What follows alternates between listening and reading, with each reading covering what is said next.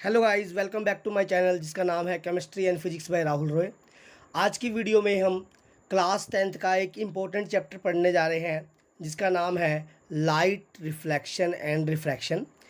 इस वीडियो के अंदर हम लाइट एंड रिफ्लेक्शन के बारे में कवर करेंगे और जो नेक्स्ट वीडियो है उसमें हम रिफ्रैक्शन कवर करेंगे। तो ज़्यादा टाइम ना ख़राब करते हुए चैप्टर को शुरू करते हैं। तो सबसे पहले लाइट क्या होती है? It is defined as the energy which gives a sensation of sight. Light एक एनर्जी होती है जो हमें देखने की क्षमता प्रदान करती है, जिसकी मदद से हम देखते हैं। यहाँ पे ध्यान दीजिएगा, जैसे ये ऑब्जेक्ट है, यहाँ पे टाइप ऑफ ऑब्जेक्ट है। पहले टाइप ऑफ ऑब्जेक्ट है कि किसके पास लाइट अपनी है, किसके पास लाइट अपनी नहीं है। तो जैसे एक है लुमिनस ऑब्जेक्ट। लुमिनस ऑब्जेक्ट वो ऑब्जेक्ट होते हैं जिनके पास अपनी लाइट होती है, जैसे सन हो गया, स्टार हो गया। लुमिनिकेटेड या नॉन लुमिनस ऑब्जेक्ट वो ऑब्जेक्ट होते हैं जो दूसरों की लाइट की मदद से ग्लो करते हैं, जिनके पास अपनी लाइट नहीं होती, जैसे मून हो गए और प्लैनेट हो गए। वैसे ही है types of object on the basis of transfer of light through it. मतलब ये टाइप ऑफ ऑब्जेक्ट जो आगे कराने जा रहा हूँ उस बेसिस पे है जब उसमें से लाइट, किस में से लाइट ट्रांसफ़र होगी, कितनी होगी, होगी कि नहीं होगी। सबसे पहले आता है ओपेक ऑब्जेक्ट। ओपेक ऑब्जेक्ट वो ऑब्जेक्ट होते हैं जिसमें से बिल्कुल भी लाइट नहीं पास होती, जिसमें बिल्कुल भी आर पार नहीं दिखाई देता। जैसे मान लीजिए एक वुड का पीस हो गया, एक आयरन का पीस हो गया, एक डोर हो गया। तो ये किसके एग्जाम्पल हैं? ओपेक ऑब्जेक्ट के।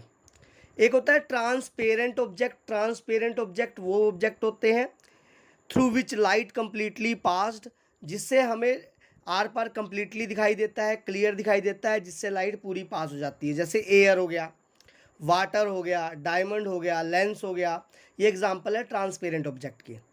उसी तरीके से होते हैं ट्रांसलूसेंट ऑब्जेक्ट।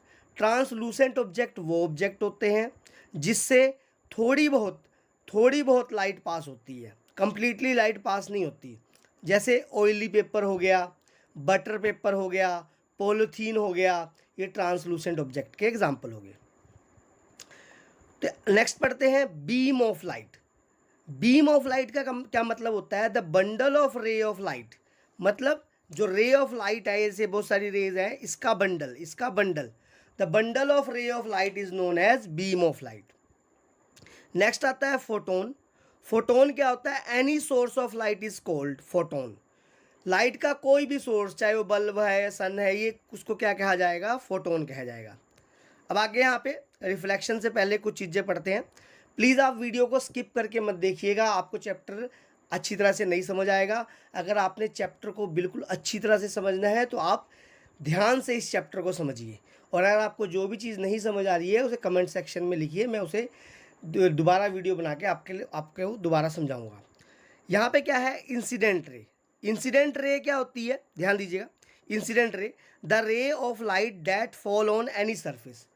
कोई भी रे ऑफ लाइट जो इनिशियली किसी भी सरफेस पे गिरे वो क्या होती है? इंसिडेंट रे होती है। दूसरा होता है reflected ray. The ray which is bouncing back after striking to the reflecting surface. वो रे जो वापिस चले जाए रिफ्लेक्टिंग सरफेस पे टकराने के बाद, उसे बोलते हैं रिफ्लेक्टेड रे। अभी आपको ये समझ आ जाएगा, सारा डायग्राम में दिखाएंगे। अब ये क्या होता है? रिफ्लेक्शन ऑफ लाइट का क्या मतलब है? रिफ्लेक्शन ऑफ लाइट मतलब होता है the bouncing back of ray of light through its same medium after striking to the reflecting surface. मतलब लाइट जिस मीडियम में आई थी, रिफ्लेक्टिंग सरफेस पे टकरा के उसी मीडियम में वापस चले जाए, उसे क्या बोलते हैं? Reflection of light. मीडियम का मतलब यहाँ पे होता है इन्वायरमेंट। ध्यान दीजिएगा, मीडियम का मतलब होता है इन्वायरमेंट। जैसे ये मान लीजिए रिफ्लेक्टिंग सरफेस है, तो इधर इन्वायरमेंट कुछ हो रहा है और इधर इन्वायरमेंट कुछ हो रहा है। तो ये देखिए, ये मीडियम है, यहाँ पे ये वन लगा देता हूँ, ये वन मीडियम है। तो रे ऑफ लाइट ये इंसिडेंट रे इसी मीडियम में आई, रिफ्लेक्टिंग सरफेस पे टकराई और वापस इसी मीडियम में वापस चलेगी, तो इसे बोलते हैं रिफ्लेक्शन ऑफ लाइट।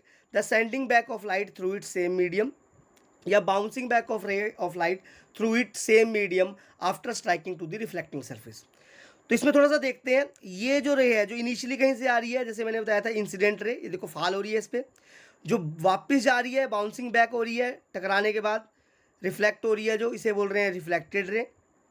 अब ध्यान से सुनिएगा, ये जो इंसिडेंट रे, ये रिफ्लेक्टेड रे और ये नॉर्मल। नॉर्मल क्या है? नॉर्मल का मतलब ये 90 डिग्री है। देखिए नॉर्मल का मतलब 90 डिग्री का एंगल बना रहा है सरफेस के साथ ये वाली रे, तो इसलिए नॉर्मल बोल रहे हैं 90 डिग्री। अब एंगल ऑफ इंसिडेंस की बात करते हैं। जो इंसिडेंस रे, ये देखिए इंसिडेंट रे जो नॉर्मल के साथ एंगल बनाएगी, ध्यान दीजिएगा नॉर्मल के साथ, इंसिडेंट रे जो नॉर्मल के साथ एंगल बनाएगी इसे बोलते हैं angle of incidence, denoted by small I, ध्यान दीजिएगा। वैसे ही रिफ्लेक्टेड रे जो नॉर्मल, ध्यान दीजिएगा नॉर्मल के साथ एंगल बनाएगी वो होगा angle of reflection, denoted by small r. ये एंगल आर हो गया, ये एंगल क्या हो गया, आई।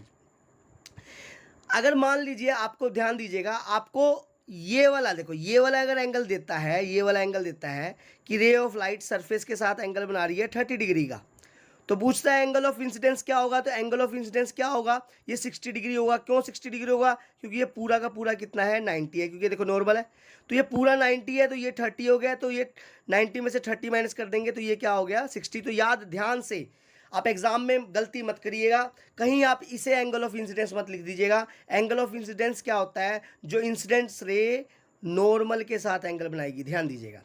उसी तरीके से एंगल ऑफ रिफ्लेक्शन भी जो रिफ्लेक्टेड रे नॉर्मल के साथ एंगल बनाएगी। अगर आपको वैसे ये वाला एंगल दिया हुआ है, ये वाला ध्यान दीजिए, ये वाला एंगल दिया हुआ है अगर आपको 50 डिग्री, तो एंगल ऑफ रिफ्लेक्शन क्या होगा यहाँ पे, ध्यान दीजिएगा, ये क्या होगा 40 डिग्री, क्योंकि 90 में से 50 क्या कर देंगे माइनस। और भी जानकारी लेते हैं इसमें लॉ ऑफ रिफ्लेक्शन या लॉ ऑफ लाइट के हिसाब से। लॉ ऑफ रिफ्लेक्शन या लॉ ऑफ लाइट क्या होता है, ये इंपॉर्टेंट थिंग है, ये आ सकती है एग्जाम में।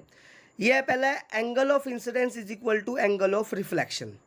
ध्यान दीजिएगा, लॉ ऑफ लाइट का पहला पोस्टुलेट है, जो एंगल ऑफ इंसिडेंस होगा आई जो होगा वो एंगल आर के बराबर होगा। यानी आई 30 है तो आर भी 30 है, आई 45 है तो आर भी क्या होगा 45। जैसे मान लीजिए ये आपको 30 दिया हुआ है, तो पूछता है एंगल ऑफ रिफ्लेक्शन क्या होगा। अगर ये एंगल 30 दिया है तो एंगल ऑफ इंसिडेंस कितना होगा 60, तो ये 60 है तो ये भी क्या होगा 60, according to law of light और लॉ ऑफ रिफ्लेक्शन। तो आप इस चीज़ में गलती मत करिएगा प्लीज़। दूसरा इसका पोस्टुलेट है, incident ray, reflected ray and the normal all lie in the same plane या पॉइंट। ये देखिए इंसिडेंट रे, रिफ्लेक्टेड रे और नॉर्मल एक ही पॉइंट पे लाई कर रहे हैं या एक ही प्लेन पे लाई कर रहे हैं, ये इसका सेकंड पोस्टुलेट है। तो अगर लॉ ऑफ लाइट है, लॉ ऑफ रिफ्लेक्शन आएगा तो हम ये दो पोस्टुलेट लिखेंगे। नेक्स्ट आता है आपके पास, हमने रिफ्लेक्शन पढ़ा, अब टाइप्स ऑफ रिफ्लेक्शन के ऊपर चर्चा करते हैं। सबसे पहले रेगुलर रिफ्लेक्शन और स्पेकुलर रिफ्लेक्शन। ये it is a type of reflection of light that ओकर ऑन अ प्लेन और स्मूथ सरफेस। ये लाइट की ये टाइप है रिफ्लेक्शन की, जिसमें जो कि होती है प्लेन और स्मूथ सरफेस पे। इसकी क्या खासियत होती है, जैसे प्लेन सरफेस पे है, इसमें क्या खासियत होती है कि जितनी भी रिफ्लेक्टेड रे होगी, जैसे पी क्यू आर, ये रिफ्लेक्टेड रे होगी, ये तीनों रे आपस में क्या होगी, पैरेलल होगी, एक दूसरे की क्या होगी, पैरेलल होगी। इरेगुलर और diffuse reflection, it is the type of reflection of light that occur on a rough और इरेगुलर सरफेस। जो रिफ्लेक्शन ऑफ लाइट रफ या इरेगुलर सरफेस पे होगी वो क्या होगी, डिफ्यूज होगी। देखिए ये सरफेस क्या है, इरेगुलर है।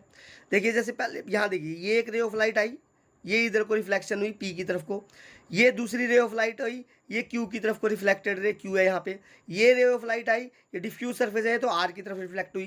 तो देखिए पी क्यू आर इसमें आपस में पैरेलल नहीं है, तो इस केस में रिफ्लेक्टेड रे जो होती है वो आपस में पैरेलल नहीं होती। उसी तरीके से मल्टीपल रिफ्लेक्शन, मल्टीपल जैसे समझिए एक से ज़्यादा, दो या दो से ज़्यादा। ध्यान दीजिएगा, मल्टीपल रिफ्लेक्शन क्या होता है, दो या दो से ज़्यादा रिफ्लेक्शन हो एक ही टाइम पे दो या दो से ज़्यादा रिफ्लेक्शन हो से क्या बोलते हैं, मल्टीपल रिफ्लेक्शन। तो जो मल्टीपल रिफ्लेक्शन हमें तब देखने के लिए मिलती है जब हम दो मिरर एक दूसरे के सामने रख देते हैं। तो देखिए ये इंसिडेंस है, ये रिफ्लेक्ट होगी, फिर ये आगे जाके दोबारा रिफ्लेक्ट होगी, फिर ये रिफ्लेक्ट होगी, ये रिफ्लेक्ट होगी। तो मल्टीपल रिफ्लेक्शन कब आती है, जब दो मिरर हम आमने सामने रख देते हैं, तो उस केस में क्या आती है, मल्टीपल रिफ्लेक्शन।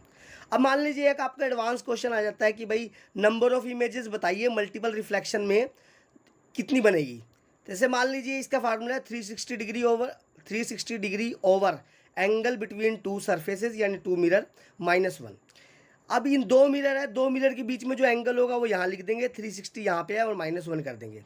जैसे मान लीजिए इन दो मिरर के बीच में एंगल है 60 डिग्री, तो यहाँ पे एंगल बिटवीन टू सरफेस क्या होगा 60 डिग्री। तो नंबर ऑफ इमेजेस कैसे होगी, 360 ओवर 60 -1।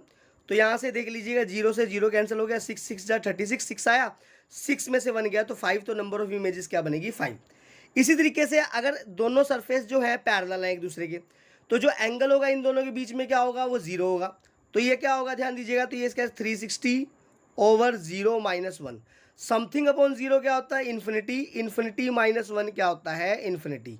तो नंबर ऑफ इमेजेस कितनी बनेगी, इनफाइनाइट बनेगी, जिसकी हम गिनती नहीं कर सकते। उसी के तरीके से आगे चलते हैं। करेक्ट कहता है characteristics of image formed by plane mirror. Plane mirror जो होता है वो किस तरह की इमेज बनाता है, उसके क्या करेक्टरिस्टिक्स होते हैं, उसके बारे में थोड़ा चर्चा करते हैं। कहता है जो प्लेन मिरर होता है इट हैज़ सेम हाइट और size as that of object. इसकी सेम हाइट होती है या साइज होता है जैसे ऑब्जेक्ट का होता है। इन दिस केस जो इमेज डिस्टेंस होता है इक्वल टू ऑब्जेक्ट डिस्टेंस होता है, मतलब मिरर से जितनी दूर इमेज होती है उतनी ही दूर ऑब्जेक्ट होता है। इस केस में वर्चुअल इमेज बनती है, इस केस में मैग्निफिकेशन क्या होती है 1 होती है, मैग्निफिकेशन क्या होती है हम आगे जाके पढ़ेंगे। अब आता है spherical mirror. Spherical mirror sphere से जो स्फेरिकल मिरर है उसके दो टाइप होते हैं, कॉनकेव मिरर एक कॉन्वेक्स मिरर। जैसे मान लीजिए स्फेयर है, स्फेयर इसे सर्कल में समझिए, गेंद जैसे बॉल होती है वो स्फेरिकल होती है। तो जैसे स्फेरिकल मिरर है, स्फेरिकल मिरर को इस दो हिस्सों में काटते हैं ऐसे। तो एक हिस्सा ये वाला हो गया, देखिए ये वाला हिस्सा जो है वो क्या कहलाता है कॉनकेव मिरर, और जो ये वाला हिस्सा जो है उसे क्या कहते हैं कॉन्वेक्स मिरर। अब कॉनकेव, केव मतलब गुफा, याद रखिएगा। जिस मिरर में लेफ्ट साइड से केव बन रही हो, ध्यान दीजिएगा बेटा, जिस मिरर में लेफ्ट साइड से केव बनी हो कॉनकेव मिरर, इसको आप डेफिनेटली याद रख लीजिएगा। और दूसरा तो आपको ऑटोमेटिकली याद हो जाएगा अगर आपको एक याद है, जिसमें लेफ्ट साइड से केव, ध्यान दीजिएगा लेफ्ट साइड से केव बने वो होता है कॉनकेव मिरर, दूसरा क्या होता है कॉन्वेक्स मिरर। अब क्या है rules of the image formed bye concave और कॉन्वेक्स मिरर। कॉनकेव और कॉन्वेक्स मिरर में इमेजेस कैसे बनती है, उसके रूल क्या है उसको पहले हम पढ़ते हैं। जैसे मान लीजिए हमारे पास ये कॉनकेव मिरर है, अब देखिए इसमें कुछ टर्म्स है, एक है ये प्रिंसिपल फोकस, एक है ये सेंटर ऑफ कर्वेचर या रेडियस ऑफ कर्वेचर, एक है ये पोल। इन तीनों चीज़ों को समझते हैं। फोकस वो पॉइंट होता है, देखिए ये फोकस के बारे में चर्चा करते हैं। फोकस वो पॉइंट होता है जिसपे अगर कोई भी ray parallel to principal axis जाती है मिरर में, तो मिरर में टकराने के बाद या रिफ्लेक्ट होने के बाद कहाँ से पास होगी, फोकस से होगी। चाहे वो ऊपर से जाए चाहे वो नीचे से जाए, नीचे पैरेलल टू प्रिंसिपल एक्सिस आई, देखो ये प्रिंसिपल एक्सिस है, इसके पैरेलल आई तो मिरर में टकराने के बाद कहाँ से पास होगी, फोकस से। ये फोकस वो पॉइंट होगा, ठीक है जी। दूसरा क्या होता है सेंटर ऑफ कर्वेचर। अब सेंटर ऑफ कर्वेचर समझते हैं, ध्यान दीजिएगा, रेडियस ऑफ कर्वेचर ही बोलते हैं, यहाँ पे देखते हैं। जैसे मान लीजिए इतना, ये देखिए ध्यान दीजिएगा, ये हमारे पास यहाँ पे मिरर था ये, इसके कर्वेचर को हमने पूरा कर दिया, कवर कर दिया पूरा। तो इसके कर्वेचर को पूरा करते, देखो इतना मिरर था हमारे पास, ध्यान दीजिएगा ये मिरर था, तो इसको पूरा, ये देखो यहाँ से इसको पूरा कंप्लीट कर दिया, तो ये जो सी आ गया वो सेंटर में आ गया, तो इसलिए नाम है इस कर्वेचर का सेंटर ऑफ कर्वेचर। और देखिए यहाँ से यहाँ तक ये क्या रेडियस बनता है, देख लीजिए यहाँ से यहाँ तक क्या बनता है रेडियस, इसलिए इसको बोला गया है रेडियस ऑफ कर्वेचर। अब प्रिंसिपल एक्सिस क्या होता है, प्रिंसिपल एक्सिस वो लाइन होती है जो पोल और सेंटर ऑफ कर्वेचर को जोड़ती है और जिसपे सेंटर ऑफ कर्वेचर या पोल या फोकस लाई करता है। जो पोल होता है वो ज्योमेट्रिकल सेंटर होता है कर्वेचर का, इस कर्वेचर का ज्योमेट्रिकल सेंटर होता है पोल। अब देखिए इसके रूल ऑफ इमेज फॉर्मेशन करा रहा हूं मैं। पहला रूल नंबर 1 क्या कहता है, अगर कोई भी ray parallel to principal axis जाएगी तो मिरर में टकराने के बाद, रिफ्लेक्ट होने के बाद वो फोकस से ही पास करेगी। ध्यान दीजिएगा, चाहे वो रे ऊपर से जाए चाहे वो रे नीचे से जाए, parallel to principal axis mirror में रिफ्लेक्ट होने के बाद कहाँ से जाएगी, फोकस से जाएगी। याद रखिएगा, ये साइन जरूर, एरो जरूर डालिएगा। दूसरा क्या कहता है इसी का, इसका उल्टा है, अगर कोई भी रे, ध्यान दीजिए, फोकस से पास होगी पहले, अगर कोई भी रे फोकस से पास होगी तो मिरर में टकराने के बाद वो पैरेलल टू प्रिंसिपल एक्सिस जाएगी। जैसे कोई भी ray parallel to principal axis जाएगी तो मिरर में रिफ्लेक्ट होने के बाद वो फोकस से पास होगी, अगर कोई भी रे फोकस से पास होगी तो मिरर में रिफ्लेक्ट होने के बाद वो पैरेलल टू प्रिंसिपल एक्सिस जाएगी। तीसरा रूल क्या कहता है, अगर कोई भी रे सेंटर ऑफ कर्वेचर से जाएगी तो मिरर में रिफ्लेक्ट होने के बाद वो रीट्रेस करेगी, उसी पाथ पे अपने वापस आ जाएगी। जैसे इधर को गई तो इसी पाथ पे क्या हो जाएगी, वापस आ जाएगी। अगला रूल, ये रूल समझना बहुत ज़्यादा जरूरी है क्योंकि आपको इमेज बनाने में काम आएगा, इमेज बनाने में कोई भी दिक्कत नहीं आएगी। नेक्स्ट आता है आपके पास, ध्यान दीजिएगा कि इमेज वहीं बनेगी जहाँ पे कोई दो रे इंटरसेक्ट कर जाए। ये रूल नंबर, ध्यान दीजिएगा यहाँ पे रूल नंबर यहाँ पे 4 है कि इमेज वहीं बनेगी जहाँ पे कोई दो रे इंटरसेक्ट करेगी। जैसे मान लीजिए यहाँ से एक रे गई पैरेलल टू प्रिंसिपल एक्सिस गई, तो जैसे मैंने रूल बताया तो कहाँ से पास होगी, फोकस से। जैसे मान लीजिए ये ऑब्जेक्ट था, यहाँ पे ऑब्जेक्ट है, इसकी रे गई पैरेलल टू प्रिंसिपल एक्सिस, कहाँ से गई, फोकस से पास हुई, और इसकी जो दूसरी रे है वो जा रही है सेंटर ऑफ कर्वेचर से। जब ये सेंटर ऑफ कर्वेचर से जा रही है तो इस रे के साथ, ये वाली जो रे आ रही है इसके साथ इंटरसेक्ट करगी। तो ये जो पॉइंट ऑफ इंटरसेक्शन होगा जहाँ पे कोई दो रे इंटरसेक्ट करेगी, वो पोजीशन ऑफ इमेज होगी, यानी वहीं पे इमेज बनेगी। ध्यान दीजिएगा। नेक्स्ट आता है nature of image. Nature of image क्या होता है, ध्यान दीजिएगा। अगर इमेज आपके मिरर के लेफ्ट साइड बनती है, मिरर है इसके लेफ्ट साइड बनेगी, तो नेचर जो होगा उसका रियल एंड इन्वर्टेड। रियल मतलब सच्ची, इन्वर्टेड मतलब उल्टी। उल्टी का क्या मतलब, जैसे मान लीजिए आपने ऑब्जेक्ट ऐसे रखा हुआ है तो इमेज बनेगी वो नीचे की तरफ। अगर वो इमेज राइट हैंड साइड बनती है तो होता है वर्चुअल एंड इरेक्ट। वर्चुअल का मतलब होता है झूठी, इरेक्ट का मतलब होता है सीधी। मतलब अगर ऑब्जेक्ट आपने ऐसे ही रखा है, इरेक्ट इमेज बनेगी, मतलब ऊपर कोई बनेगी इमेज। लास्ट आता है साइज। साइज ऑफ इमेज या हाइट ऑफ इमेज। साइज जो होगा वो प्रिंसिपल एक्सिस से नापा जाएगा। जैसे मान लीजिए ये ऑब्जेक्ट हो गया, ये इमेज हो गया, जैसे मान लीजिए तो यहाँ पे इतना साइज, देखिए ये साइज जो है यहाँ से यहाँ तक, ये साइज है किसका, ऑब्जेक्ट का। ये साइज किसका है, इमेज का। तो दिख रहा है इमेज का साइज जो है बड़ा है ऑब्जेक्ट के साइज से। तो ऐसे हम कंपेयर करेंगे हाइट या साइज ऑफ इमेज को।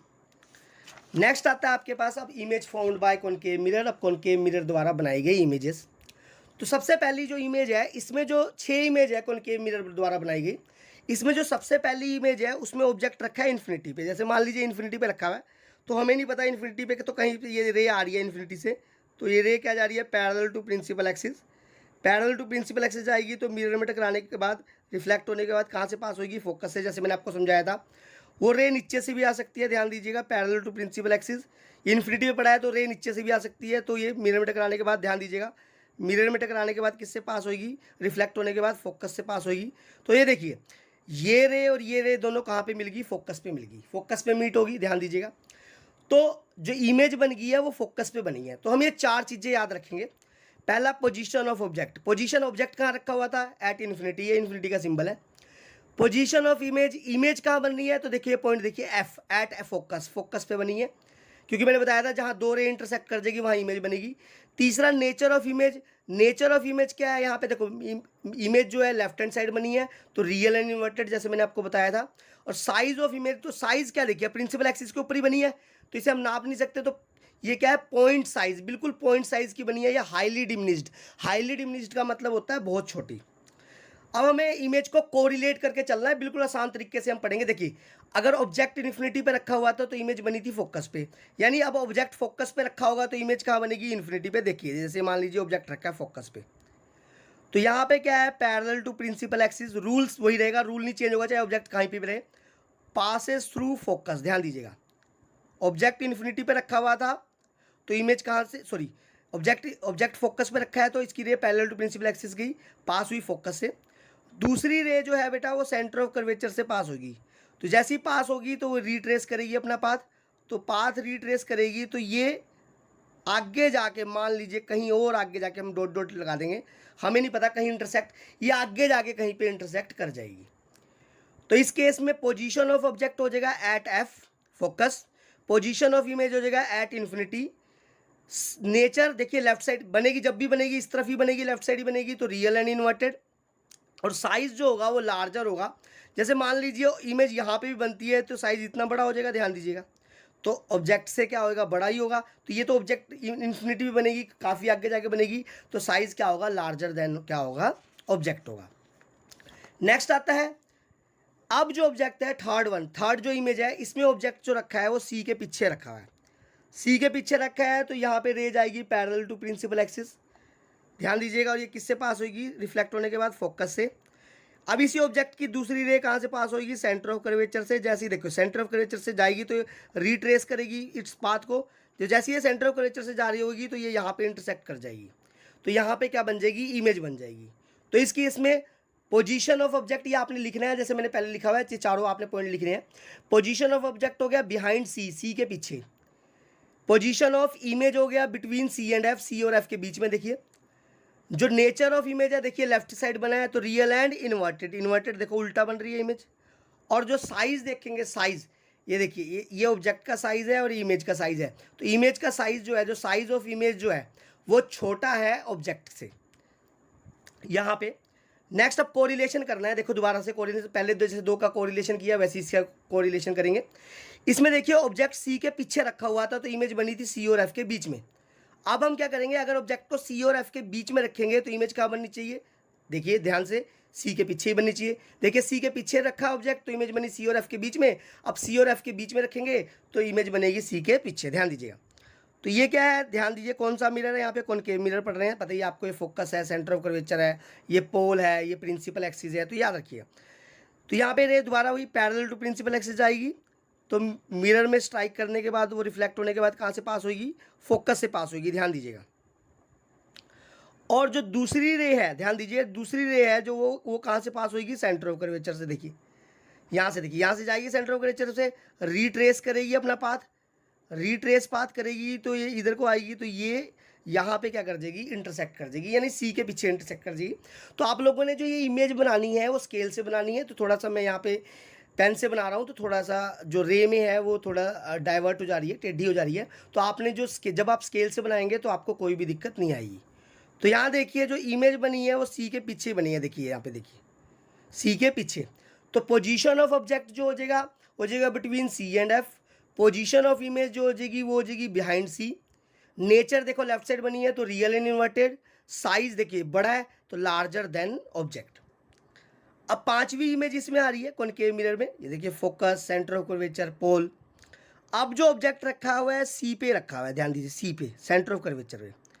तो parallel to principal axis, passes through focus. ध्यान दीजिएगा, पैरेलल एरो जरूर लगाइएगा, पैरेलल टू प्रिंसिपल एक्सिस और पासेस थ्रू, फिर क्या होगा, फोकस, जैसे रूल में बताया। अब दूसरी रे कहाँ से पास हो रही है, फोकस से। जब वो फोकस से पास हो रही है तो मिरर में टकराने के बाद, मिरर में रिफ्लेक्ट होने के बाद कहाँ जाएगी, वो प्रिंसिपल एक्सिस पे। तो यहाँ पे दोबारा क्या होगी, इंटरसेक्ट करेगी। तो आप ये कह देंगे कि इमेज कहाँ बनेगी, फोकस पे, क्योंकि ये रे पहले कहाँ पे इंटरसेक्ट कर गई है, फोकस पे। तो ध्यान दीजिएगा, फोकस पे हमें पहले ही पता है, फोकस पे इमेज तभी बनेगी जब ऑब्जेक्ट कहाँ रखा होगा, इन्फिनिटी पे। तो इस केस में ऑब्जेक्ट जो है इन्फिनिटी पे नहीं रखा हुआ है। तो यहाँ पे सेकंड बार कहाँ पे इंटरसेक्ट हुई है, सी पे। तो पोजीशन ऑफ जो इमेज होगी, ध्यान दीजिएगा, वो भी क्या होगी, सी पे ही। तो पोजीशन ऑफ ऑब्जेक्ट यहाँ पे एट सी होगा, पोजीशन ऑफ इमेज भी क्या होगा, एट सी होगा। नेचर लेफ्ट साइड बन रही है तो रियल एंड इन्वर्टेड। और साइज क्या होगा, same as that of object. जितना ऑब्जेक्ट का साइज होगा उतना ही इमेज का साइज होगा। इसमें लास्ट इमेज आ रही है, ध्यान दीजिएगा, लास्ट इमेज आ रही है। तो इसमें देखिए लास्ट इमेज है, तो इसमें जो ऑब्जेक्ट रखा है पोल और फोकस के बीच में रखा है, पोल और फोकस के बीच में। तो यहाँ पे parallel to principal axis, passes through focus, rule remain same, arrow जरूर लगाते रहिएगा। और दूसरी रे जाएगी सेंटर ऑफ कर्वेचर से, कहाँ से जाएगी, सेंटर ऑफ कर्वेचर से। तो रिट्रेस करेगी अपने पाथ को। ध्यान दीजिएगा, अब देखिए यहाँ पे तो कभी भी मुमकिन नहीं है कि ये दो रे आपस में इंटरसेक्ट कर जाए। तो जब हम इसे बैकवर्ड प्रोड्यूस करेंगे, ध्यान दीजिएगा, जब हम इसको बैकवर्ड प्रोड्यूस करेंगे तो ये रे यहाँ पे इंटरसेक्ट कर जाएगी, यानी बिहाइंड द मिरर। यहाँ पे देखिए, यहाँ पे इमेज बनी है। तो इस केस में पोजीशन ऑफ ऑब्जेक्ट हो जाएगा between pole and focus, position of image हो जाएगा behind the mirror. Nature of image होगा, या देखो नेचर ऑफ इमेज क्या है, वर्चुअल एंड इरेक्ट है, क्योंकि राइट साइड इमेज बनी है। देखिए इरेक्ट मतलब सीधी है, देखिए जैसे ऑब्जेक्ट है वैसी है। और जो साइज है वो लार्जर देन ऑब्जेक्ट है। तो आपको एक क्वेश्चन आता है, एक ऐसा मिरर बताइए जो वर्चुअल इमेज बनाएगा लार्ज साइज की। अगर ये एक नंबर का क्वेश्चन आएगा तो उसका आंसर होगा कॉनकेव मिरर। अब देखिए sign convention by concave mirror या sign convention in case of concave mirror, ये हम फार्मूला, जब हम मिरर फार्मूला करते, न्यूमेरिकल करेंगे तो वहाँ पे यूज़ होगा मिरर फार्मूले में। तो देख लीजिए, सबसे पहले देखिए पोजीशन ऑफ, जैसे मान लीजिए ऑब्जेक्ट यहाँ रखा है तो ये हो गया पोजीशन ऑफ, पोल से ऑब्जेक्ट कितनी दूरी पे है वो पोजीशन ऑफ ऑब्जेक्ट है, उसे यू से डिनोट करेंगे। मान लीजिए इमेज बनी है यहाँ पे, तो पोल से इमेज कितनी दूर पे बनी है वो होगा पोजीशन ऑफ इमेज, उसे डिनोट करेंगे वी से। ये पोल से फोकस कितनी दूरी पे है, ये फोकल लेंथ होता है, इसे डिनोट करते हैं स्मॉल एफ से। तो ऑब्जेक्ट डिस्टेंस को यू से डिनोट करते हैं, इमेज डिस्टेंस को वी से, फोकल लेंथ को एफ से। तो देखिए अगर इस कॉनकेव मिरर को हम ग्राफ में ड्रॉ कर देते हैं, देखिए पोल है, ये देखिए ये पॉजिटिव वाई एक्सिस, ये नेगेटिव वाई एक्सिस, ये नेगेटिव एक्स एक्सिस, ये पॉजिटिव एक्स एक्सिस। तो जो ऑब्जेक्ट है वो हमेशा लेफ्ट हैंड साइड रखा गया है, 5 की 6 की 6 इमेज में। तो ऑब्जेक्ट इसी साइड रखा गया है, तो यानी ये नेगेटिव एक्सिस पे ऑब्जेक्ट रखा गया है, तो ऑब्जेक्ट डिस्टेंस हमेशा क्या होगा, माइनस में होगा, नेगेटिव में होगा। अगर मान लीजिए आपको ऑब्जेक्ट बोलता है कि object is place at a distance of 10 centimetre from the mirror, तो आपने यू क्या लेना है, -10 ही लेना है, साइन अपने आप ही लगाना है, आपको क्वेश्चन में नहीं देगा। इमेज डिस्टेंस देखिए, 5 बार इमेज तो लेफ्ट हैंड साइड बनी है, 1 बार इमेज बनी है राइट हैंड साइड, तो पॉजिटिव भी हो सकता है और नेगेटिव भी हो सकता है। अगर आपको बोलता है इमेज रियल एंड इन्वर्टेड बनी है, देखो लेफ्ट साइड बनेगी तो लेफ्ट साइड नेगेटिव है तो नेगेटिव होगा।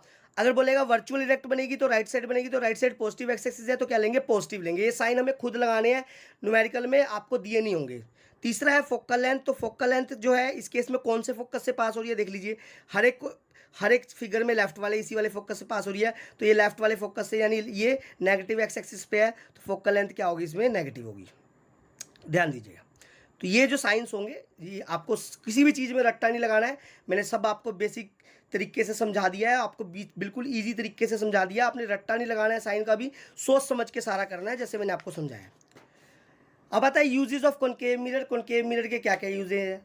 पहला, it is used in searching light. ये कहाँ पे यूज़ होता है, सर्चिंग लाइट में। सर्चिंग लाइट क्या होती है, जैसे मान लीजिए जंगलों में कोई जाता है, उन्होंने हेड पे लाइट लगा रखी होती है सर्च करने के लिए, कोई गड्ढे वगैरह में जो घुसते हैं वो हेड पे लाइट लगा दी होती है, वो सर्चिंग लाइट होता है। डेंटिस्ट शॉप पे भी कॉनकेव मिरर यूज़ होता है, बार्बर शॉप पे भी कॉनकेव मिरर यूज़ होता है, तो कॉनकेव मिरर के ज्वेलरी शॉप पे भी कॉनकेव मिरर यूज़ होता है, तो काफ़ी यूजेज है। अब आता है why concave mirror is known as converging mirror.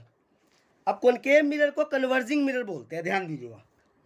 क्यों है कन्वर्जिंग मिरर बोलते हैं, जैसे देखिए, कोई भी रे पैरेलल जो जाती है प्रिंसिपल एक्सिस से, तो मिरर में रिफ्लेक्ट होने के बाद, मिरर से रिफ्लेक्ट होने के बाद वो फोकस पे ही कन्वर्ज होती है, चाहे कहीं से भी जाए। देखिए, कोई भी ray parallel to principal axis जा रही है, वो कन्वर्ज होगी एट फोकस पे after striking to the mirror, that's why concave mirror is known as converging mirror.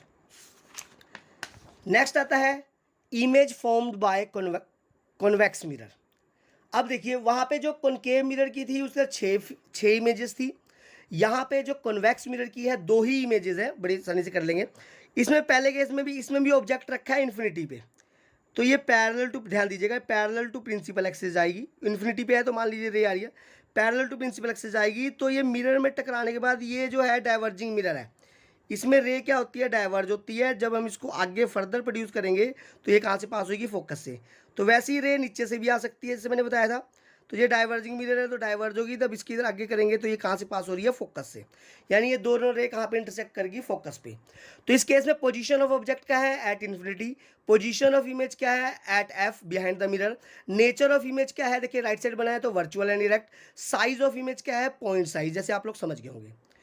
दूसरी जो फिगर है यहाँ पे ध्यान दीजिएगा, जो ऑब्जेक्ट रखा है पोल और इन्फिनिटी के बीच में रखा है, कहीं पे भी हो सकता है, चाहे वो यहाँ हो, यहाँ हो, यहाँ हो, तो अब मैं यहाँ पे ले लेता हूँ, इसे आप सी के पीछे नहीं बोलेंगे। पोल और इन्फिनिटी के बीच में ऑब्जेक्ट रखा हुआ है, तो जैसे मैंने बताया ये पैरेलल टू प्रिंसिपल एक्सिस, तो ये डाइवर्जिंग मिरर है तो ये डाइवर्ज हो जाएगी रे। तो जब इसको फर्दर फॉरवर्ड प्रोड्यूस करेंगे, ध्यान दीजिएगा, फर्दर फॉरवर्ड प्रोड्यूस करेंगे तो ये कहाँ से पास होगी, फोकस से। दूसरी रे जो है वो सेंटर ऑफ कर्वेचर से जब पास होने जाएगी, इस ये सेंटर ऑफ कर्वेचर, ध्यान दीजिएगा, इधर से जब पास होने जा रही होगी, ध्यान दीजिए, ये देखिए सेंटर ऑफ कर्वेचर से पास हो रही है, तो देखिए ये जो ये रे और ये वाली रे ये इंटरसेक्ट करेगी इधर पे, तो यानी ये रे पोल और फोकस के बीच में यहाँ इंटरसेक्ट करेगी। तो पोजीशन ऑफ इमेज हो गया पोल और फोकस के बीच में, पोजीशन ऑफ ऑब्जेक्ट हो गया इस केस में पोल और इन्फिनिटी के बीच में, पोजीशन ऑफ इमेज हो गया पोल और फोकस के बीच में। नेचर देखिए राइट साइड बनाया तो रियल है, सॉरी वर्चुअल एंड इरेक्ट। इस केस में जो साइज ऑफ इमेज है, देखिए साइज जो है बहुत छोटा बना है यहाँ पे, तो ऑब्जेक्ट के कंपेयर में जो साइज ऑफ इमेज जो है वो स्मॉलर देन ऑब्जेक्ट है। तो इसमें और भी क्वेश्चन आते हैं आपके इसी के अंदर, जैसे मान लीजिए अब देखिए इसमें 2 ही इमेजेस ही बनती है, इसके अलावा इमेजेस नहीं है। तो आपको बोलेगा कि एक ऐसा मिरर बताइए, 1 मार्क्स का क्वेश्चन है, एक ऐसा मिरर बनाइए बताइए जो हमेशा वर्चुअल इमेज बनाएगा, तो वो होगा कॉन्वेक्स। एक ऐसा मिरर बताइए जो वर्चुअल इमेज बनाएगा स्मॉल साइज की, उसका आंसर भी होगा कॉन्वेक्स। तो इसी तरीके से आगे इसके यूजेस पढ़ते हैं। यूजेस ऑफ कॉन्वेक्स मिरर कहता है it is use as a rear view mirror in automobile, मतलब ये साइड मिरर की तरह यूज़ होता है ऑटोमोबाइल में, जिस मिरर से हम पीछे देखते हैं कि कोई गाड़ी पीछे से आ रही है कि नहीं आ रही। इसका क्वेश्चन भी आता है आपको कि why convex mirror is used as a side mirror in automobile, कि कॉन्वेक्स मिरर को साइड मिरर की तरह क्यों यूज़ किया जाता है ऑटोमोबाइल में। तो इसका 2 रीज़न है। पहला, पहला रीज़न है इसका लार्ज अपर्चर है। लार्ज अपर्चर का मतलब ये ज़्यादा एरिया कवर करता है पीछे से, पीछे का तो मतलब सारे के सारे ऑटोमोबाइल को क्या करता है, ये मैक्सिमम ऑटोमोबाइल को कवर करता है। और दूसरा इसमें जो मेन रीज़न है, objects are appear closer than they appear, मतलब जो इसमें ऑब्जेक्ट होता है वो एक्चुअल पोजीशन से पास दिखाई देता है, विच अवॉइड एक्सीडेंट, जिससे एक्सीडेंट होने का खतरा बहुत कम हो जाता है। जैसे मान लीजिए हम मिरर में देख रहे हैं, हमें जो ट्रक पीछे से आ रहा है, तो जो ट्रक दूर है लेकिन ये मिरर हमें वो ट्रक को क्या दिखाएगा, पास दिखाएगा, तो हम पहले जल्दी से अब साइड हो जाएंगे, और साइड होने का लिए हमारे पास जो टाइम होगा वो काफ़ी होगा, विच अवॉइड एक्सीडेंट। दूसरा, it is used in sunglass, ये सनग्लास में यूज़ होता है, रिफ्लेक्टर्स में यूज़ होता है, एटीएम में यूज़ होता है, एटीएम में सिक्योरिटी पर्पस के लिए यूज़ होता है। अब एक यहाँ पे क्वेश्चन आता है, why convex mirror is diverging mirror. जैसे मैंने आपको बताया, कन्वेक्स मिरर को डाइवर्जिंग मिरर इसलिए कहा जाता है कि कोई भी रे जो पैरेलल जाती है प्रिंसिपल एक्सिस के, वो मिरर में स्ट्राइक होने के बाद क्या हो जाती है, डाइवर्ज हो जाती है। देखिए जैसे मैंने बताया था, that's why convex mirror is used as a diverging mirror. यहाँ पे अब इसी में भी sign convention in case of convex mirror, तो जैसे ये कन्वेक्स मिरर है, इसको भी हम ग्राफिकली बना लेते हैं। से नेगेटिव एक्स एक्सिस, ये पॉजिटिव एक्स एक्सिस, ये पॉजिटिव एक्सिस और ये नेगेटिव एक्सिस।